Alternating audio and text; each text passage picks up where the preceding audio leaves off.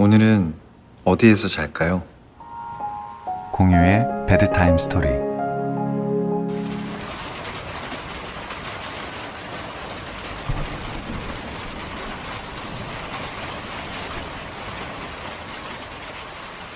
밤부터 양철지붕 위로 겨울비가 오네요. 파리 언덕 위에 이 아파트에선 다닥다닥 붙은 집들 지붕 사이로 에펠탑이 멀리 내다보여요. 사선으로 된 벽 사이에 유리창 2개가 똑바로 나 있고 빗물이 흘러 흐릿해진 창문 너머로 에펠탑이 1시간 간격으로 불빛을 바꿉니다. 도착하자마자 무거운 트렁크를 들고 꼭대기층까지 계단을 오르느라 애를 먹었어요. 파리엔 엘리베이터가 없는 집들이 많거든요. 손으로 문을 여닫는 수동식 엘리베이터를 꼭 타보고 싶었는데 이 집엔 그마저도 없네요. 아까는 탁자 위에 지도를 펼쳐놓고 파리의 거리 이름들을 외워봤어요. 길을 잃지 않으려면 지도를 머릿속에 잘 담아둬야죠. 근처에 가장 가까운 시장과 빵집도 체크해뒀습니다. 해가 뜨면 바삭한 크루아상을 사러 가려고요. 인사도 연습해놨어요. 원래 여기 사는 사람처럼. 봉주, 도네무아 디뱅. 파리에서 파리지앵처럼 살아보기. 당신도 한 번쯤 꿈꿔봤죠? 작가 해밍웨이도 이곳 파리에서 7년을 살았대요. 권투와 사냥을 좋아하던 미시건의 청년 해밍웨이는 23세 아내와 파리로 건너와 20대의 대부분을 작가 지망생으로 습작을 하면서 보냈습니다. 빈민가의 시끌벅적한 댄스홀이 있던 카르디날 르무안 거리 74번지. 허름한 건물 3층에 작은 새방을 얻어 첫 아들을 낳고 가난했지만 행복한 시간을 보냈죠. 그는 죽기 전까지 그 시절을 가장 잊지 못할 시간으로 추억했습니다. 우리는 값싼 음식으로 잘 먹고 값싼 술로 잘 마셨으며 둘이서 따뜻하게 잘 잤고 서로 사랑하고 있었다. 만약 당신에게 충분한 행운이 따라주어서 젊은 시절 한때를 파리에서 보낼 수 있다면 파리는 마치 움직이는 축제처럼 남은 일생에 어딜 가든 당신 곁에 머무를 것이다. 바로 내게 그랬던 것처럼.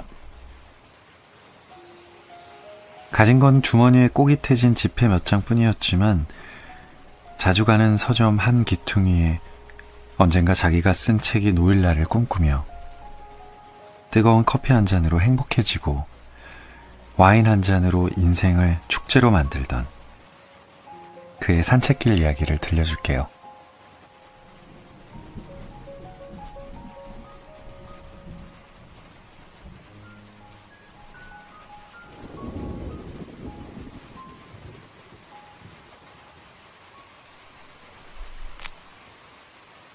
움직이는 축제. 어니스트 해밍웨이. 겨울로 접어드는 차가운 비가 내리면서 도시엔 갑작스레 서글픔이 밀려들었다.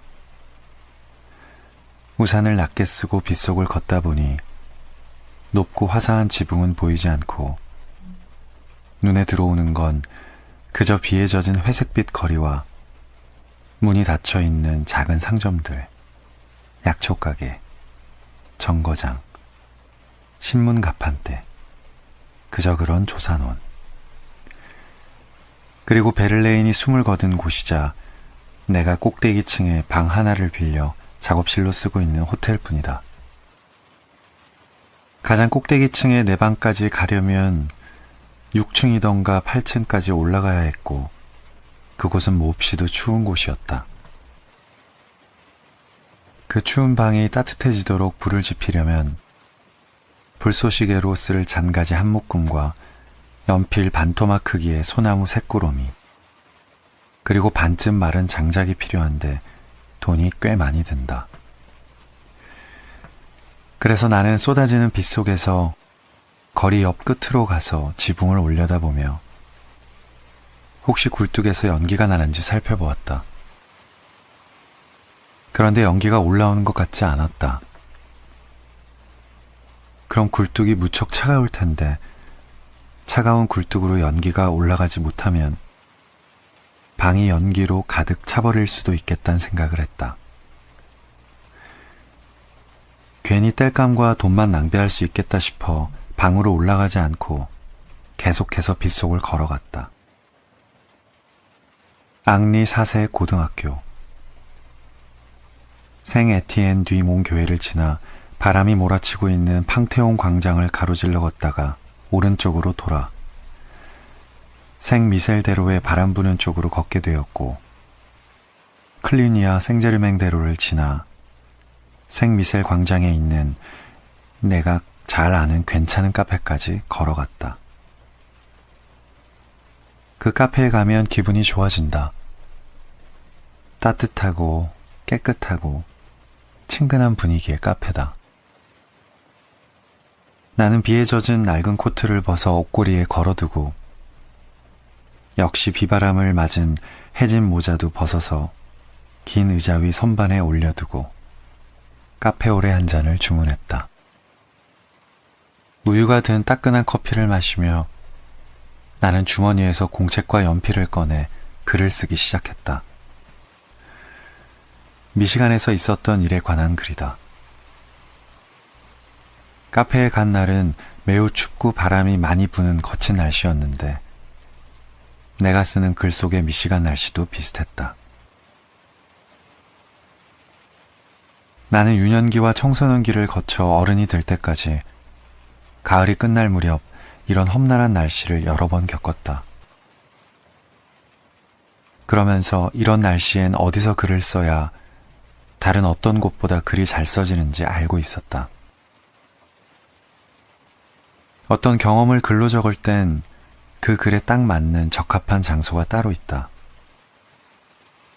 이걸 나는 옮겨 심기와 비슷하다고 생각한다. 식물이 자랄 때 적합한 환경을 만들어주는 것처럼 사람한테도 이 과정이 필요할 수 있다. 마침 내 글 속의 남자아이들은 술을 마시고 있었고 쓰다 보니 나도 목이 말라서 세인트 제임스 럼주를 주문했다. 추운 날에 럼주는 완벽하다. 계속해서 글쓰기에 집중하는 사이 마르티니크산 럼주가 온몸에 퍼지며 내 몸과 영혼을 따뜻하게 했고 나는 기분이 정말 좋아졌다. 그때 한 여자가 카페에 들어와 창가 자리에 혼자 앉는 걸 보았다. 그녀의 얼굴은 아주 생기 있고 예뻤다. 빗물에 씻긴 듯 맑은 피부에 새까만 머리가 뺨을 가로지르는 날카로운 커트 단발을 하고 있었다. 나는 그녀에게 시선을 빼앗기고 설레서 글을 쓸 수가 없었다. 내 이야기 속에 등장시키고 싶을 만큼 매력적이었지만 입구가 잘 보이는 쪽으로 돌려앉는 걸 보니 누군가를 기다리는 것 같아 다시 글쓰기에 집중했다. 연필은 저절로 자기 혼자 글을 써내려갔고 나는 그 속도를 따라잡느라 애를 먹었다. 세인트 제임스 럼주를 한 병 더 주문하고 주위를 둘러볼 때마다 혹은 연필깎이로 연필을 깎으며 나무 부스러기를 찻잔 밑에 밀어 넣을 때마다 나는 그녀를 바라보았다. 아름다운 그대여, 내가 당신을 발견한 순간 당신이 누구를 기다리고 있든 당신을 다신 볼 수 없다 해도 이제 당신은 나의 것입니다. 당신은 나의 것이고 파리의 모든 것이 나의 것이고 그리고 나는 이 공책과 연필의 것입니다. 나는 다시 글쓰기에 흠뻑 빠져들었다. 이야기는 계속 나아갔고 나는 그 안으로 들어갈 길을 찾아야 했다. 더 이상 글은 스스로 쓰여지는 것이 아니라 내가 길을 찾아주어야 한다. 고개 한번 들지 않고 지금이 몇 시인지, 어디에 있는지조차 잊어버린 채 완전히 글에 몰입했다. 더 이상 럼주를 주문하지 않았다. 마침내 이야기를 끝내고 엄청난 피로감이 몰려왔다. 글의 마지막 문단을 읽고 난 뒤 주위를 둘러보며 그녀를 찾았지만 그녀는 이미 사라지고 없었다. 나는 그녀가 멋진 남자와 떠났기를 바랬다. 안주머니에 공책을 집어넣고 웨이터를 불러 12개의 생굴이 올려져 있는 생굴 한 접시와 맡겨놓았던 드라이 화이트 와인 반병을 갖다 달라고 했다. 글을 끝내고 나면 언제나 공허하고 슬프면서 행복하다. 사랑을 하듯 글을 써내려 가고 그 글이 아주 마음에 들 때도 그랬다. 물론 다음 날이 돼봐야 그 글이 좋은지 알 수 있지만 생굴을 입에 넣으니 강한 바다향이 퍼진다.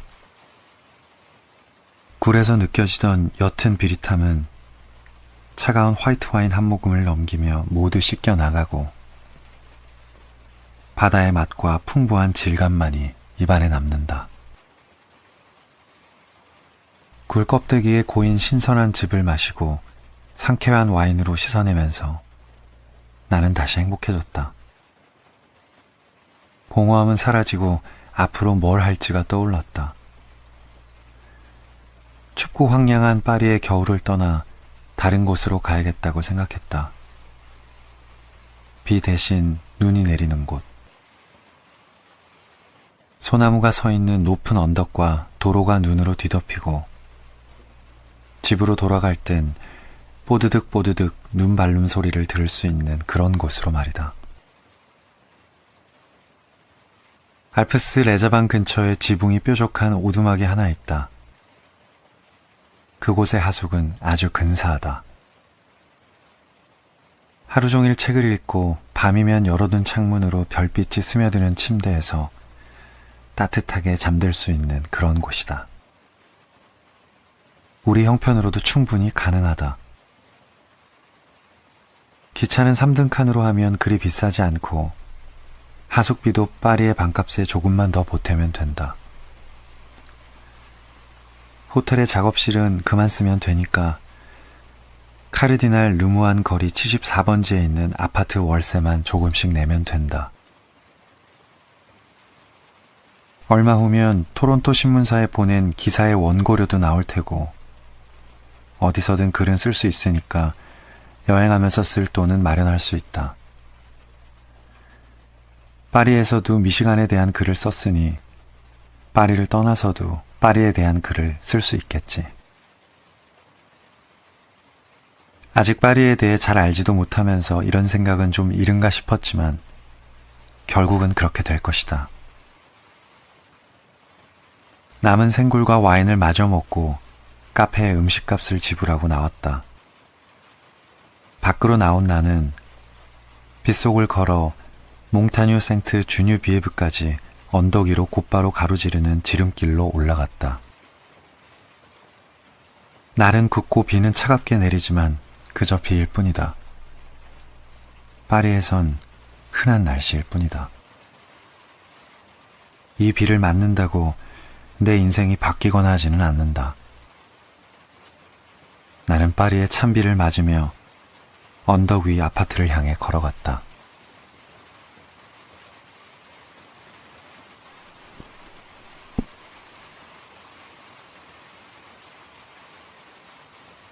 파리는 사랑의 힘으로 모든 걸 이겨내는 로맨스 영화 같아요. 이 도시와 사랑에 빠지는 순간 잊고 있던 꿈을 다시 꾸게 됩니다. 이 사치품 같았던 낭만을 다시 꺼내 들게 되죠. 현실이 아무리 고되고 힘들어도 이 발밑만 내려다보던 고개를 들어 멀리 하늘을 보면 거기엔 여전히 별이 반짝이고 있다는 걸 이 도시가 다시 일깨워줍니다. 시를 좋아합니다. 노래는 더 좋아합니다. 창가를 좋아해요. 나무 그늘은 더 좋아해요. 기타 소리를 좋아해요. 피아노 연주가 더 좋습니다. 자전거 타는 걸 좋아합니다. 수영하는 게 더 좋기도 해요. 혼자 있는 걸 좋아해요. 둘이 있는 건 더 좋아요. 세상에 좋은 것과 더 좋아하는 것만 남아있는 밤. 해피엔딩을 좋아합니다. 오늘 밤 당신과 나의 밤이 해피엔딩이 되길. 굿나잇. 본위. 이제 그만 자요.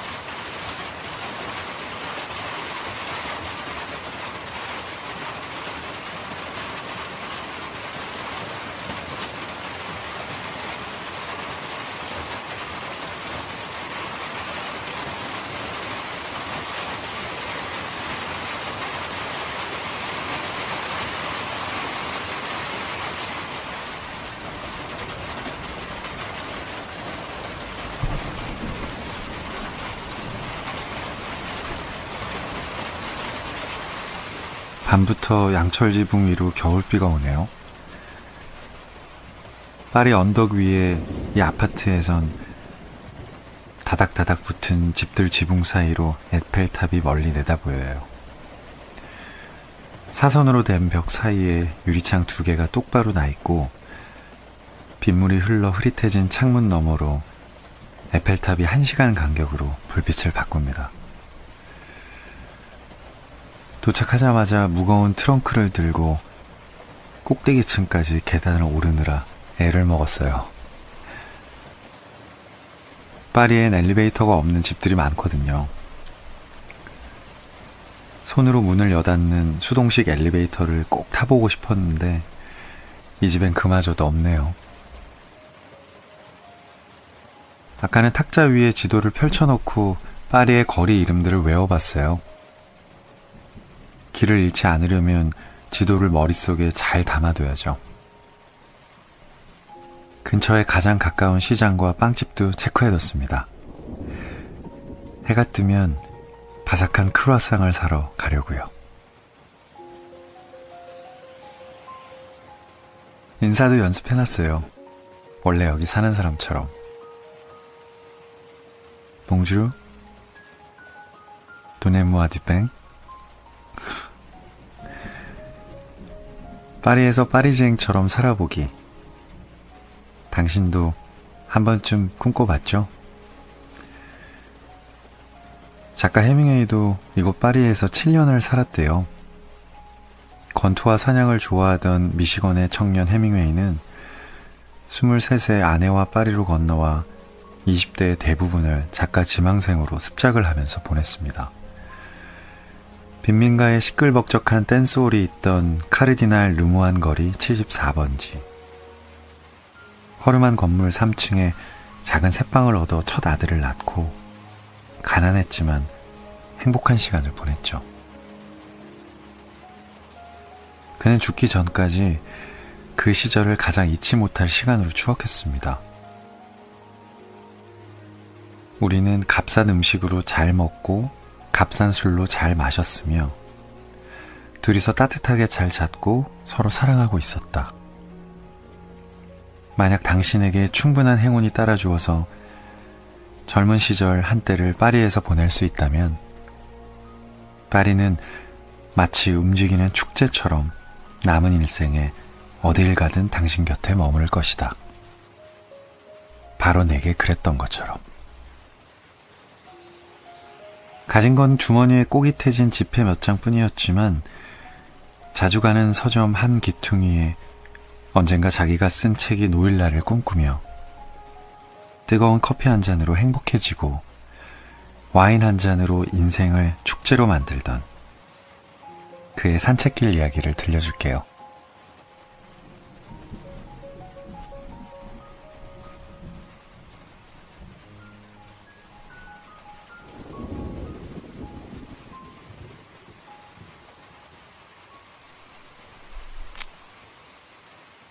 움직이는 축제.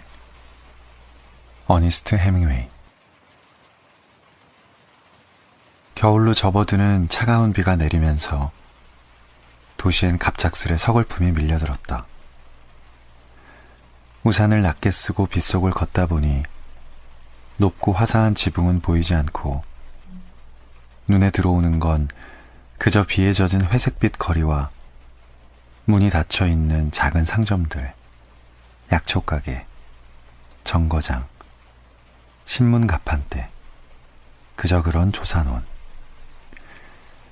그리고 베를레인이 숨을 거둔 곳이자 내가 꼭대기층에 방 하나를 빌려 작업실로 쓰고 있는 호텔뿐이다.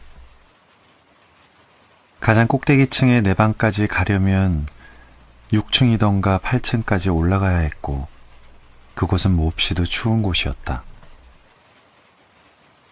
그 추운 방이 따뜻해지도록 불을 지피려면 불쏘시개로 쓸 잔가지 한 묶음과 연필 반토막 크기의 소나무 새꾸러미 그리고 반쯤 마른 장작이 필요한데 돈이 꽤 많이 든다.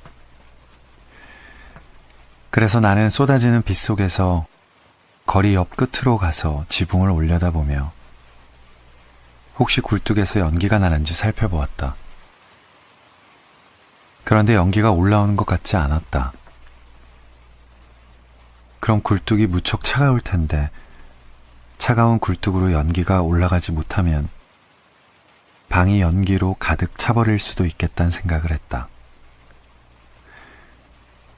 괜히 땔감과 돈만 낭비할 수 있겠다 싶어 방으로 올라가지 않고 계속해서 빗속을 걸어갔다.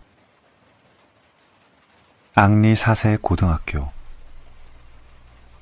생 에티엔 뒤몽 교회를 지나 바람이 몰아치고 있는 팡테온 광장을 가로질러 걷다가 오른쪽으로 돌아 생 미셀 대로의 바람 부는 쪽으로 걷게 되었고 클리니아 생제르맹 대로를 지나 생 미셀 광장에 있는 내가 잘 아는 괜찮은 카페까지 걸어갔다. 그 카페에 가면 기분이 좋아진다. 따뜻하고 깨끗하고 친근한 분위기의 카페다. 나는 비에 젖은 낡은 코트를 벗어 옷걸이에 걸어두고 역시 비바람을 맞은 해진 모자도 벗어서 긴 의자 위 선반에 올려두고 카페오레 한 잔을 주문했다. 우유가 든 따끈한 커피를 마시며 나는 주머니에서 공책과 연필을 꺼내 글을 쓰기 시작했다. 미시간에서 있었던 일에 관한 글이다. 카페에 간 날은 매우 춥고 바람이 많이 부는 거친 날씨였는데 내가 쓰는 글 속의 미시간 날씨도 비슷했다.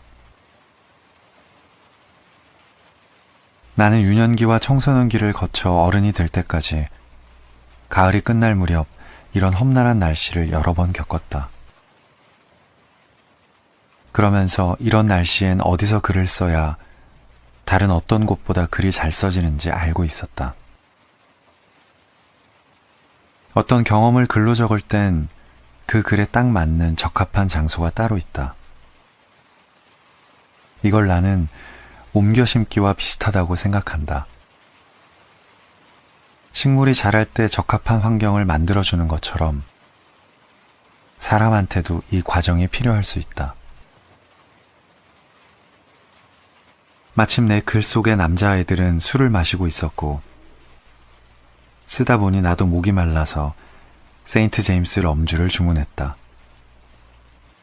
추운 날의 럼주는 완벽하다. 계속해서 글쓰기에 집중하는 사이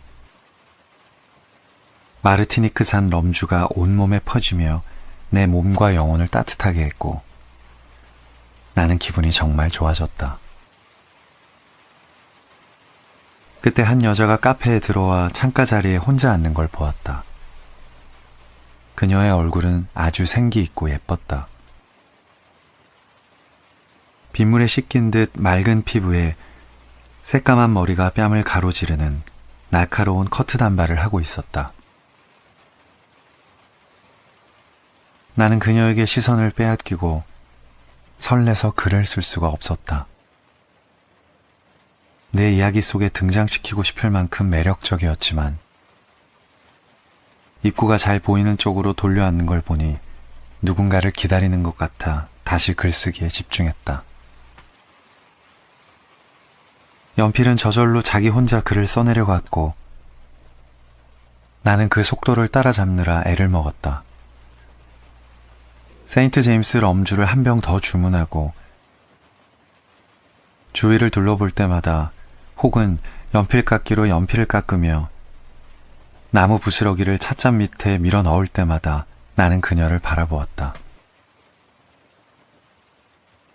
아름다운 그대여.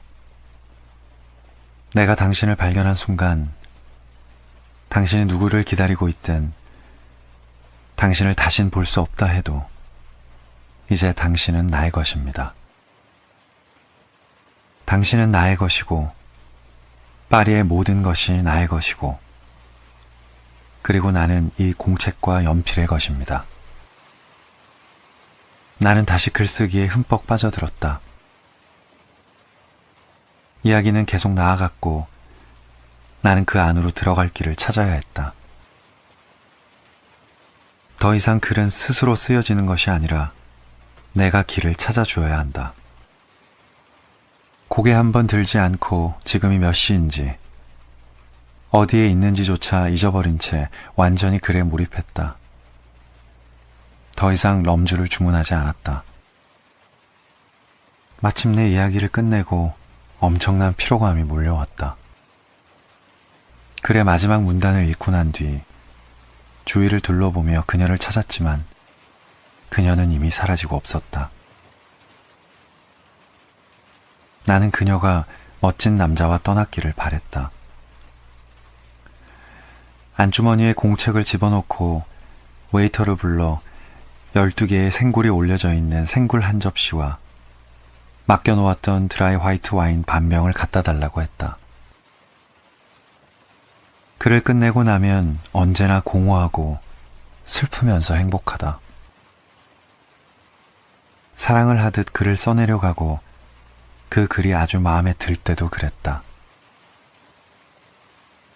물론 다음 날이 돼봐야 그 글이 좋은지 알 수 있지만 생굴을 입에 넣으니 강한 바다향이 퍼진다.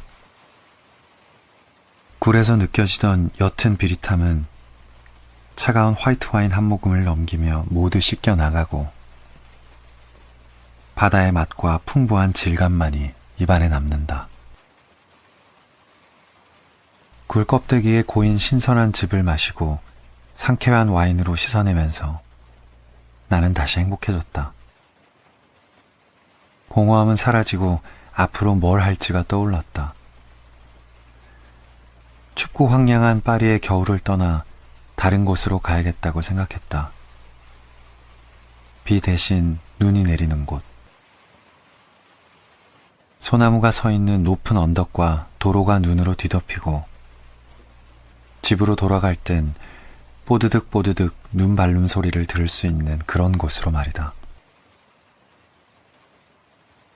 알프스 레자방 근처에 지붕이 뾰족한 오두막이 하나 있다. 그곳의 하숙은 아주 근사하다. 하루 종일 책을 읽고 밤이면 열어둔 창문으로 별빛이 스며드는 침대에서 따뜻하게 잠들 수 있는 그런 곳이다. 우리 형편으로도 충분히 가능하다. 기차는 3등 칸으로 하면 그리 비싸지 않고 하숙비도 파리의 반값에 조금만 더 보태면 된다. 호텔의 작업실은 그만 쓰면 되니까 카르디날 르무안 거리 74번지에 있는 아파트 월세만 조금씩 내면 된다. 얼마 후면 토론토 신문사에 보낸 기사의 원고료도 나올 테고 어디서든 글은 쓸 수 있으니까 여행하면서 쓸 돈은 마련할 수 있다. 파리에서도 미시간에 대한 글을 썼으니 파리를 떠나서도 파리에 대한 글을 쓸 수 있겠지. 아직 파리에 대해 잘 알지도 못하면서 이런 생각은 좀 이른가 싶었지만 결국은 그렇게 될 것이다. 남은 생굴과 와인을 마저 먹고 카페에 음식값을 지불하고 나왔다. 밖으로 나온 나는 빗속을 걸어 몽타뉴 생트 주뉴 비에브까지 언덕 위로 곧바로 가로지르는 지름길로 올라갔다. 날은 굽고 비는 차갑게 내리지만 그저 비일 뿐이다. 파리에선 흔한 날씨일 뿐이다. 이 비를 맞는다고 내 인생이 바뀌거나 하지는 않는다.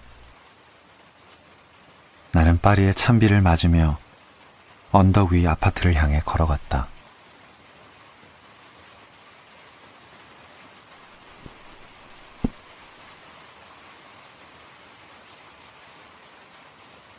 파리는 사랑의 힘으로 모든 걸 이겨내는 로맨스 영화 같아요. 이 도시와 사랑에 빠지는 순간 잊고 있던 꿈을 다시 꾸게 됩니다. 이 사치품 같았던 낭만을 다시 꺼내 들게 되죠. 현실이 아무리 고되고 힘들어도 이 발밑만 내려다보던 고개를 들어 멀리 하늘을 보면 거기엔 여전히 별이 반짝이고 있다는 걸 이 도시가 다시 일깨워줍니다. 시를 좋아합니다. 노래는 더 좋아합니다. 창가를 좋아해요. 나무 그늘은 더 좋아해요. 기타 소리를 좋아해요. 피아노 연주가 더 좋습니다. 자전거 타는 걸 좋아합니다. 수영하는 게 더 좋기도 해요. 혼자 있는 걸 좋아해요. 둘이 있는 건 더 좋아요. 세상에 좋은 것과 더 좋아하는 것만 남아있는 밤. 해피엔딩을 좋아합니다. 오늘 밤 당신과 나의 밤이 해피엔딩이 되길. 굿나잇. 본니. 이제 그만 자요.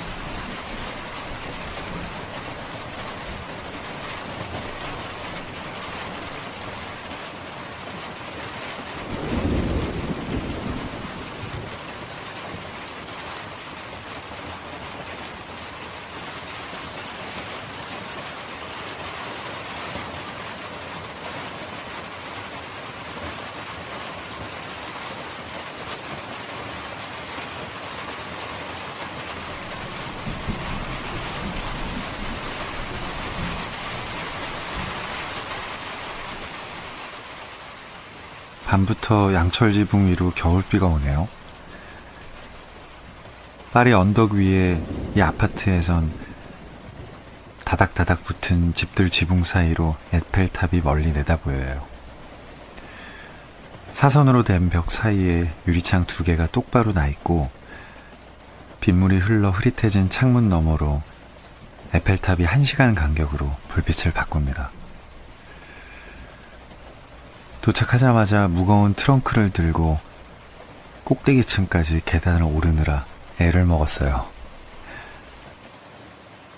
파리엔 엘리베이터가 없는 집들이 많거든요. 손으로 문을 여닫는 수동식 엘리베이터를 꼭 타보고 싶었는데 이 집엔 그마저도 없네요. 아까는 탁자 위에 지도를 펼쳐놓고 파리의 거리 이름들을 외워봤어요. 길을 잃지 않으려면 지도를 머릿속에 잘 담아둬야죠. 근처에 가장 가까운 시장과 빵집도 체크해뒀습니다. 해가 뜨면 바삭한 크루아상을 사러 가려고요.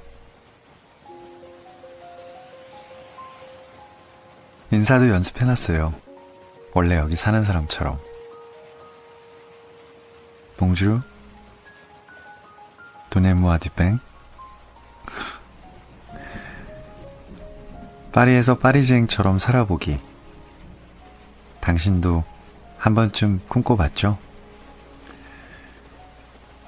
작가 해밍웨이도 이곳 파리에서 7년을 살았대요. 권투와 사냥을 좋아하던 미시건의 청년 해밍웨이는 23세 아내와 파리로 건너와 20대의 대부분을 작가 지망생으로 습작을 하면서 보냈습니다. 빈민가의 시끌벅적한 댄스홀이 있던 카르디날 르무안 거리 74번지. 허름한 건물 3층에 작은 새방을 얻어 첫 아들을 낳고 가난했지만 행복한 시간을 보냈죠. 그는 죽기 전까지 그 시절을 가장 잊지 못할 시간으로 추억했습니다.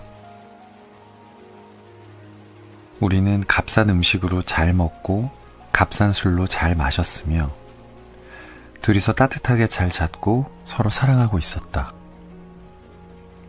만약 당신에게 충분한 행운이 따라주어서 젊은 시절 한때를 파리에서 보낼 수 있다면 파리는 마치 움직이는 축제처럼 남은 일생에 어딜 가든 당신 곁에 머무를 것이다. 바로 내게 그랬던 것처럼. 가진 건 주머니에 꼬깃해진 지폐 몇 장뿐이었지만 자주 가는 서점 한 기퉁이에 언젠가 자기가 쓴 책이 놓일 날을 꿈꾸며 뜨거운 커피 한 잔으로 행복해지고 와인 한 잔으로 인생을 축제로 만들던 그의 산책길 이야기를 들려줄게요.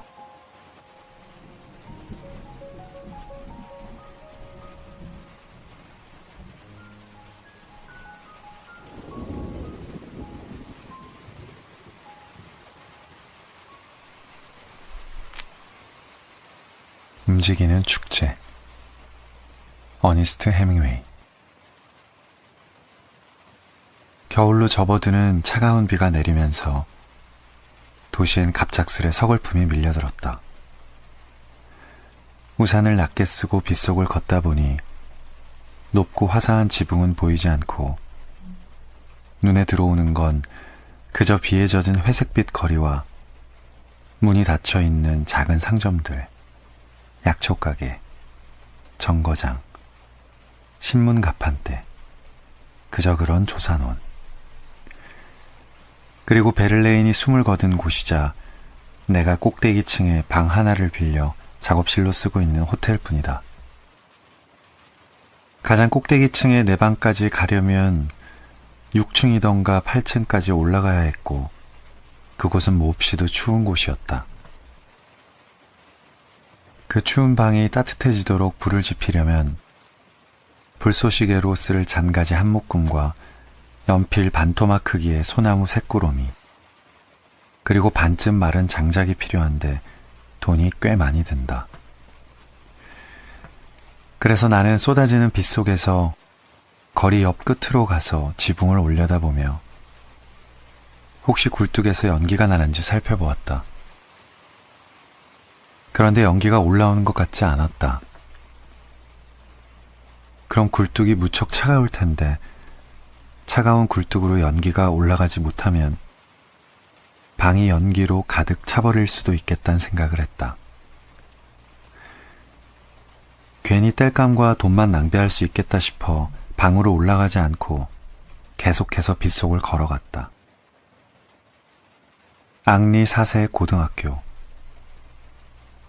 생 에티엔 뒤몽 교회를 지나 바람이 몰아치고 있는 팡테온 광장을 가로질러 걷다가 오른쪽으로 돌아 생 미셀 대로의 바람 부는 쪽으로 걷게 되었고, 클리니아 생제르맹 대로를 지나 생 미셀 광장에 있는 내가 잘 아는 괜찮은 카페까지 걸어갔다. 그 카페에 가면 기분이 좋아진다. 따뜻하고 깨끗하고 친근한 분위기의 카페다. 나는 비에 젖은 낡은 코트를 벗어 옷걸이에 걸어두고 역시 비바람을 맞은 해진 모자도 벗어서 긴 의자 위 선반에 올려두고 카페오레 한 잔을 주문했다. 우유가 든 따끈한 커피를 마시며 나는 주머니에서 공책과 연필을 꺼내 글을 쓰기 시작했다. 미시간에서 있었던 일에 관한 글이다. 카페에 간 날은 매우 춥고 바람이 많이 부는 거친 날씨였는데 내가 쓰는 글 속의 미시간 날씨도 비슷했다. 나는 유년기와 청소년기를 거쳐 어른이 될 때까지 가을이 끝날 무렵 이런 험난한 날씨를 여러 번 겪었다. 그러면서 이런 날씨엔 어디서 글을 써야 다른 어떤 곳보다 글이 잘 써지는지 알고 있었다. 어떤 경험을 글로 적을 땐 그 글에 딱 맞는 적합한 장소가 따로 있다. 이걸 나는 옮겨 심기와 비슷하다고 생각한다. 식물이 자랄 때 적합한 환경을 만들어주는 것처럼 사람한테도 이 과정이 필요할 수 있다. 마침 내 글 속의 남자아이들은 술을 마시고 있었고 쓰다 보니 나도 목이 말라서 세인트 제임스 럼주를 주문했다. 추운 날의 럼주는 완벽하다. 계속해서 글쓰기에 집중하는 사이 마르티니크산 럼주가 온몸에 퍼지며 내 몸과 영혼을 따뜻하게 했고 나는 기분이 정말 좋아졌다. 그때 한 여자가 카페에 들어와 창가 자리에 혼자 앉는 걸 보았다. 그녀의 얼굴은 아주 생기 있고 예뻤다. 빗물에 씻긴 듯 맑은 피부에 새까만 머리가 뺨을 가로지르는 날카로운 커트 단발을 하고 있었다. 나는 그녀에게 시선을 빼앗기고 설레서 글을 쓸 수가 없었다. 내 이야기 속에 등장시키고 싶을 만큼 매력적이었지만 입구가 잘 보이는 쪽으로 돌려앉는 걸 보니 누군가를 기다리는 것 같아 다시 글쓰기에 집중했다. 연필은 저절로 자기 혼자 글을 써내려 갔고 나는 그 속도를 따라잡느라 애를 먹었다. 세인트 제임스 럼주를 한 병 더 주문하고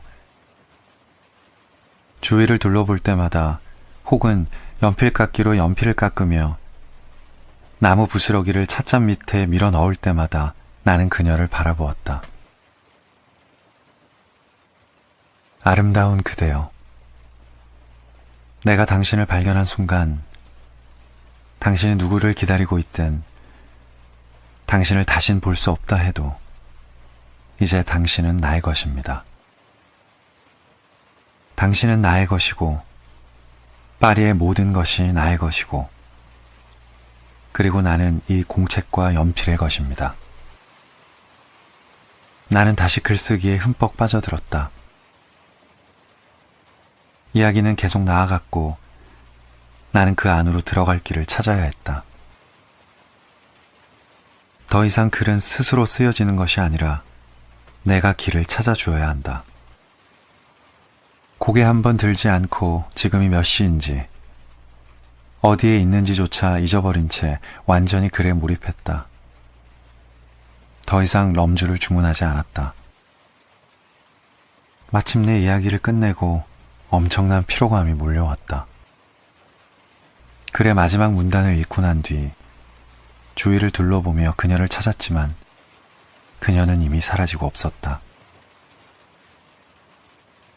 나는 그녀가 멋진 남자와 떠났기를 바랬다. 안주머니에 공책을 집어넣고 웨이터를 불러 12개의 생굴이 올려져 있는 생굴 한 접시와 맡겨놓았던 드라이 화이트 와인 반병을 갖다 달라고 했다. 글을 끝내고 나면 언제나 공허하고 슬프면서 행복하다. 사랑을 하듯 글을 써내려가고 그 글이 아주 마음에 들 때도 그랬다. 물론 다음 날이 돼봐야 그 글이 좋은지 알 수 있지만 생굴을 입에 넣으니 강한 바다향이 퍼진다. 굴에서 느껴지던 옅은 비릿함은 차가운 화이트 와인 한 모금을 넘기며 모두 씻겨 나가고 바다의 맛과 풍부한 질감만이 입안에 남는다. 굴 껍데기에 고인 신선한 즙을 마시고 상쾌한 와인으로 씻어내면서 나는 다시 행복해졌다. 공허함은 사라지고 앞으로 뭘 할지가 떠올랐다. 춥고 황량한 파리의 겨울을 떠나 다른 곳으로 가야겠다고 생각했다. 비 대신 눈이 내리는 곳.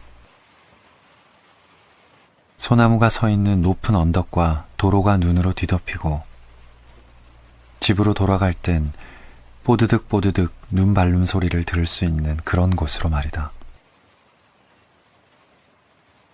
알프스 레자방 근처에 지붕이 뾰족한 오두막이 하나 있다. 그곳의 하숙은 아주 근사하다. 하루 종일 책을 읽고 밤이면 열어둔 창문으로 별빛이 스며드는 침대에서 따뜻하게 잠들 수 있는 그런 곳이다. 우리 형편으로도 충분히 가능하다. 기차는 3등 칸으로 하면 그리 비싸지 않고 하숙비도 파리의 반값에 조금만 더 보태면 된다. 호텔의 작업실은 그만 쓰면 되니까 카르디날 르무안 거리 74번지에 있는 아파트 월세만 조금씩 내면 된다. 얼마 후면 토론토 신문사에 보낸 기사의 원고료도 나올 테고 어디서든 글은 쓸 수 있으니까 여행하면서 쓸 돈은 마련할 수 있다.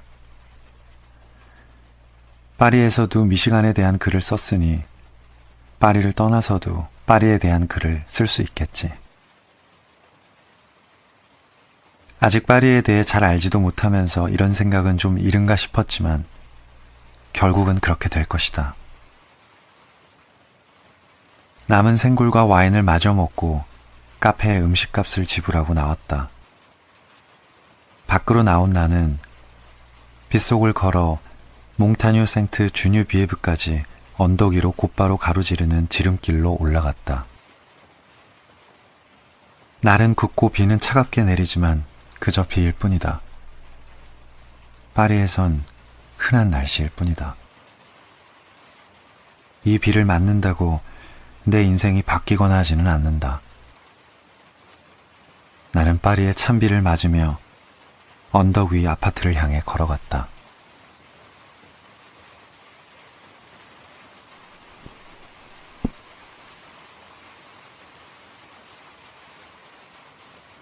파리는 사랑의 힘으로 모든 걸 이겨내는 로맨스 영화 같아요. 이 도시와 사랑에 빠지는 순간 잊고 있던 꿈을 다시 꾸게 됩니다. 이 사치품 같았던 낭만을 다시 꺼내 들게 되죠. 현실이 아무리 고되고 힘들어도 이 발밑만 내려다보던 고개를 들어 멀리 하늘을 보면 거기엔 여전히 별이 반짝이고 있다는 걸 이 도시가 다시 일깨워줍니다. 시를 좋아합니다. 노래는 더 좋아합니다. 창가를 좋아해요. 나무 그늘은 더 좋아해요. 기타 소리를 좋아해요. 피아노 연주가 더 좋습니다. 자전거 타는 걸 좋아합니다. 수영하는 게 더 좋기도 해요. 혼자 있는 걸 좋아해요. 둘이 있는 건 더 좋아요. 세상에 좋은 것과 더 좋아하는 것만 남아있는 밤. 해피엔딩을 좋아합니다. 오늘 밤 당신과 나의 밤이 해피엔딩이 되길. 굿나잇. 본위. 이제 그만 자요.